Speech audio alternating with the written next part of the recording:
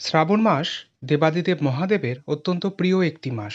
কথিত আছে পার্বতী দেবাদিদেব মহাদেবকে পাওয়ার জন্য এই মাস থেকেই সাধনা শুরু করেছিলেন এবং মহাদেব দেবীর তপস্যায় সন্তুষ্ট হয়ে এই মাসেই দেবীকে পত্নী রূপে গ্রহণ করেছিলেন। তাই মহাদেবকে সন্তুষ্ট করতে একটি বিল্বপত্র অবশ্যই নিবেদন করুন। ত্রিপত্রযুক্ত বিল্বপত্র সবথেকে উত্তম, তবে বিল্বপত্রের যদি অভাব হয় তাহলে শুকিয়ে যাওয়া বিল্বপত্রও মহাদেবকে নিবেদন করতে পারেন। এমনকি বিল্বপত্রের চূর্ণও মহাদেবের অত্যন্ত প্রিয়। তবে বিল্বপত্র নিবেদন করার সময় খেয়াল রাখতে হবে বিল্বপত্রের যে বোঁটাটা থাকে সেটা যেন উত্তর দিকে থাকে।